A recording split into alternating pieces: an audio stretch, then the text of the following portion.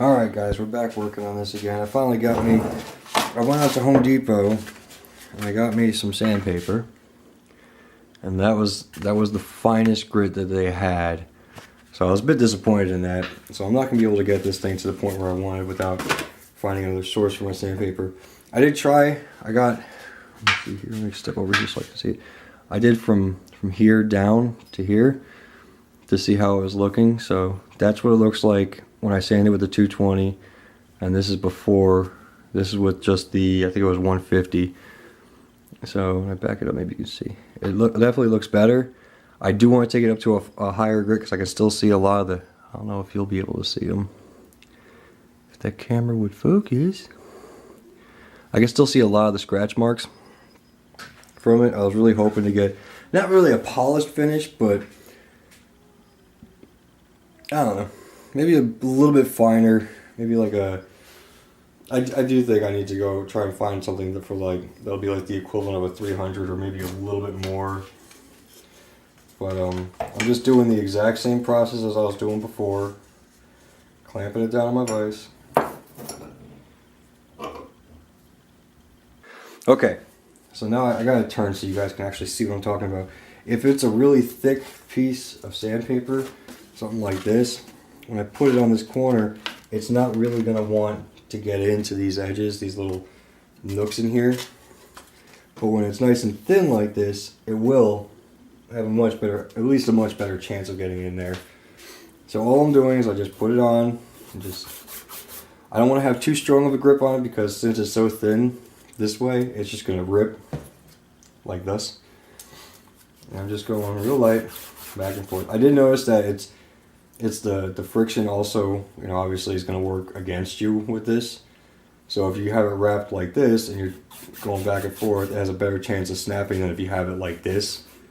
But the problem with it being like this is it's only sanding this little tiny area instead of wrapping around. So what I found to work for me is just have a good grip on it, wrap it down, and just lightly go back and forth. You know, I have a good grip on it, but I'm just barely pulling it down and letting the sandpaper do all the work. I'd rather, this way it works more just doing more passes than more pressure. If you guys know what I mean when I say that. So I'll spend a decent amount of time in the same spot. You know, right now I'm moving relatively quickly down this this part, but I'm gonna go back probably and do it a couple times. I'm trying to keep sanding in the same direction as opposed, like I'm not gonna go sand, like put it here and then sand back and forth this way. I think it looks neater when all the, I guess, scratches, because that's basically what sandpaper does, it just scratches it finer and finer. So all the scratches are running the same direction. And it helps it kind of blend in a little bit better. It's another reason why you want to move it back and forth slowly.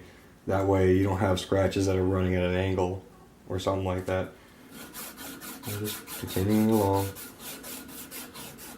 It gets a bit tricky when you get to a bend like this. That's where it tends to, the sandpaper tends to snap on me.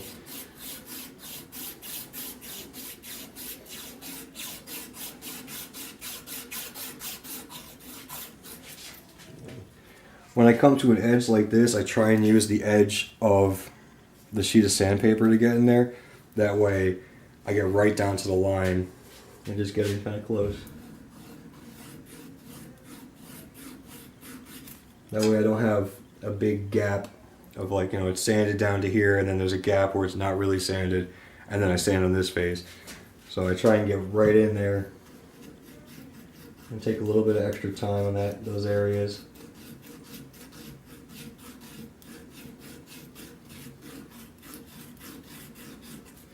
And then for this lip, I just kind of hold it on there with my thumb and just slide it back and forth because there's no real other way to do this that I can think of, unless I'm going like this, but then that's going to add lines on this piece.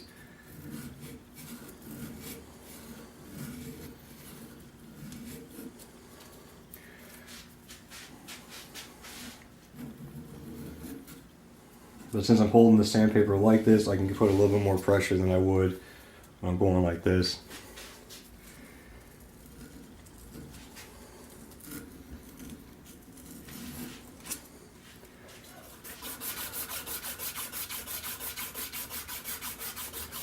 Once again, I'm not going to be able to get all the pitting out of here. I would end up removing so much material if I did that. The pits aren't incredibly deep to the point where it wouldn't, like, it would make it, you know, less structurally sound, I guess you could say. But I mean, if I remove a pit that's even a millimeter deep, or even half a millimeter deep, I guess we're talking in that kind of scale, the amount of work it would take to remove that same amount, or at least make it look like it's not, you know, bent in or anything like that.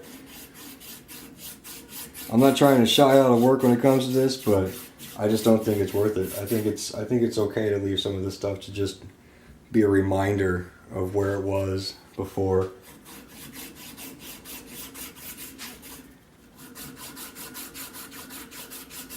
And I said this before in one of my other videos working on this. Do not look at this as a how-to video, because this is my absolute first time doing this. This is not a series trying to teach you how to do it. This is just a video on how I did it, and it's eventually going to be the results I got. So if you like the results I got, and you feel like you can do it yourself, which I guarantee you can, because if I can do it, so can you, then that's fine. But just, like I said, don't look at this as I'm some kind of professional who does this all the time. I am not. Alright. Let me go ahead and pull this out so you guys don't have to watch forever. Alright, I'm going to walk this over to the camera. Alright, so this is what that sanding makes it look like right here. Which unfortunately it's still out of focus. And you can see when I flip it over, the difference of the shine is on this side and it's not so much on that side. So the finer grit sandpaper is definitely helping out. So I'm going to continue doing that. Although actually I'll do it on this thing too. I don't really need to sand in here because there's going to be a block of wood sitting on top of that. So I'm not too worried about there. I'm going to sand here and here, but I'm really cautious about that. I'm going to have to think about that a little bit, because before, you know, with all these, I mean, inside of here, I don't know if I can really show you them or not. This is full of ball bearings and it's going to be greased, and I'm really worried about what the metal filings or the metal shavings or the metal dust is going to do when it gets in there. And this is where you're supposed to put the grease in, and as you can see, you know, I can see the ball bearings in here. You might not be able to pick them up on the camera. Those 3 dots, those are the ball bearings inside there. So I'm worried about what's going to happen if I get a bunch of metal shavings in there. I'm sure it wouldn't be too great for it. Same thing with down on the ratcheting end, which is why I haven't really sanded past this lip right here. I mean, this has been, you know, done with the wire brush. Plus I'm going to have this piece sitting up here, so you're not even going to see what these threads look like. So I'm just, it's one thing to do your best and to try. It's another thing to do something that you're pretty darn sure could mess it up, and you don't want to do that. So I mean, yeah, I'm thinking I'm gonna go ahead and go easy. I'm gonna sand this. I'm gonna go easy on it. I'll have to see if I can figure out a way to like plug that up temporarily or something. I really don't know if there's anything I can do aside from just not doing it. And I don't know. I don't really like that idea. I'm gonna do something. I just don't know exactly what at the moment. I'll probably just sand it, but I'll have to be real careful.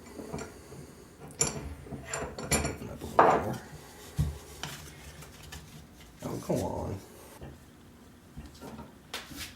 Alright, back to it. So I'm just going to continue on down. Going down here. I don't really need to focus so much on this area before. I did sand this earlier, but this is also an area that's going to be covered up. So what I'm gonna need to do is I'm gonna finish this up. I'm gonna clean up this piece here, down here. And I think that's gonna be it for this part. Next up after that, I'm gonna work on this guy, and then I'm gonna work a little bit on these guys. I'm just gonna clean them up. I'm not gonna file them. There is a little bit. Let's see here. I bring it up to the camera so you guys can see. This is supposed to be a perfectly, square hole, and there's a little piece right over here. It's really difficult to see where it's just a little bit warped. Now I don't have the knowledge or the tools on how to fix that, and at the amount of damage that was done to it, it's not going to affect the tool at all. I'd be really surprised if it did in any way, any noticeable way at least. So I'm going to go ahead and leave that until at a later date when I do find out how to fix it. Then I probably will go ahead and do it. That's one of the things about this project is when I'm done, when I put it all back together and I put it up on a shelf or I put it on the wall or whatever I do with it, it doesn't mean I'm done with it for forever. I'm not selling this. This is staying with me. If I could pull it apart, next week, I could pull it apart in 20 years from now. Like whenever I get around to finding out how to properly do certain parts of this, then I will. If I ever figure out how to get this piece off of here. Can you even see that piece? No, you can't see that piece. I gotta tilt you up again.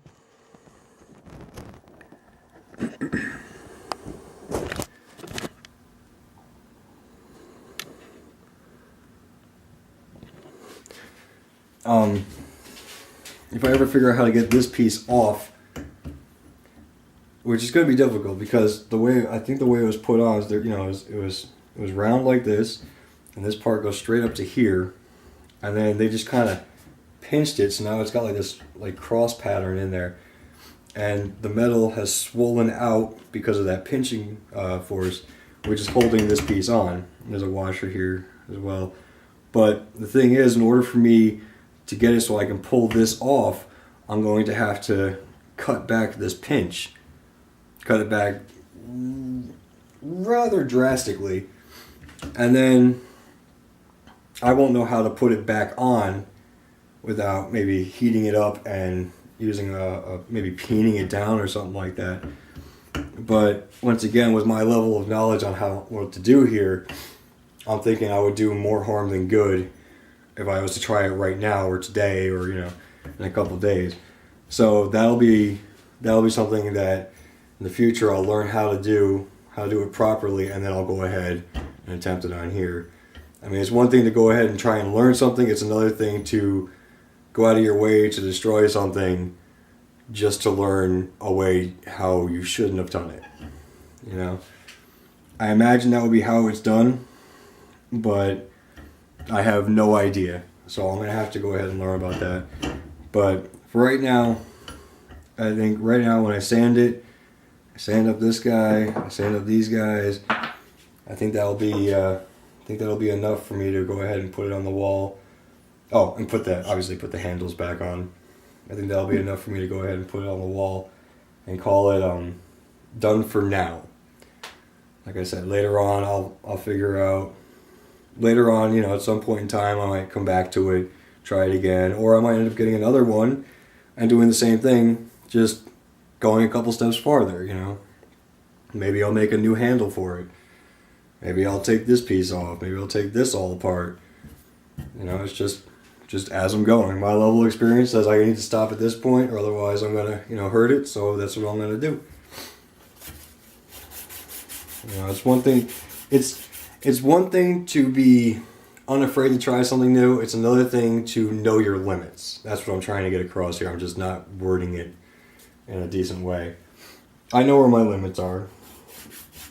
And I know that I've never tried to peen anything with a ball peen hammer before. Ever. So the last thing I want to do is spend the better part of hour, however many hours I put into this thing, and to just throw it all away just like that. So I'd rather learn how to do what I want to do up here, or what I think would be the proper way to fix it, on something else, and then come back and, once I know how to do it, come back and do it on this. So I'll say that this project will be a done for now project in the not too distant future here. So I'm going to go ahead and sand this up a bit more. And then I'm going to put this guy in my vise and do the same thing with him. I'll just have him in the vise. I'll wrap the sandpaper around it. I'll be able to use a slightly thicker piece of sandpaper on this guy. Actually, I'm going to have to go with the was the 150 or whatever it was. Rough it up first. And then I'll switch back down to here. I think the best way to put this guy in my vise, instead of putting it in between these blocks right here, I'm actually thinking I might try and find a dowel that will fit in here. Jeez, that's where the camera is. I'm going to try and find a dowel that can fit in here, and then I can put the dowel, hold it by the dowel in my vise, and then if I thread this onto it, then it should hold it in place, hopefully. So we'll give that a shot. If not, I'll just clamp it in here and then I'll sand one side, flip it over, sand the other side. But it's definitely coming along. I want to thank you guys for keeping with me for so long so far, or so long, or however you want to word that. Let me think here. Yeah. For future effort or future notice, I do have a few more projects coming up. I do have let's see here. We got to work on the wall, get the bench built. That's not going to take too long. It might be a video, maybe a 2-part video. I have another project that I got to bring outside, or it's inside. I have to bring it out here so we can work on that. I think here I got another one. So yeah, we got a bunch of stuff coming up. I'm looking forward to getting started on each and every one of them. So I'm actually kind of forcing myself to stick with one project at a time. Right now I'm going to work on this one until it's done. Then I'm going to go to the wall until it's done. Then we'll just see what goes from there. It'll probably just, it won't be like I'm going to plan out which the next one's going to be. It's just going to be, I'm going to grab something and get started on it, and that's the one it's going to be. Alright guys, so thank you so much for watching. Leave a comment if you have any ideas or any information I should look up about trying to fix this piece. You know, how to take, I mean, it's not even really fixing it, it's just taking this piece off so I can clean up the inside in here. Because I know the bearings have some surface rust on them, and there's no way for me to get in there and clean them. I have no idea how I would go about doing that. Maybe if I took if I cut the washer right here off, I could slide this up enough where I could dump the ball bearings out, but I still wouldn't be cleaning in here. I just clean out the ball bearings, put the ball bearings back in, and find a way to get a washer to slide on there or something. So yeah, if you guys have any videos out there that you know of, or someone was doing this and they went ahead and got this part done as well, or this part done, please leave a comment with a link to it so I can learn how to do it. I got a feeling this part right here was pinned down here too. I don't know if I could take that off. Oh well. Anyway, thank you guys so much for watching. If you like it, hit the like button. Feel free to comment, subscribe, because there's plenty more good stuff where this came from. Alright, thanks guys. Bye-bye.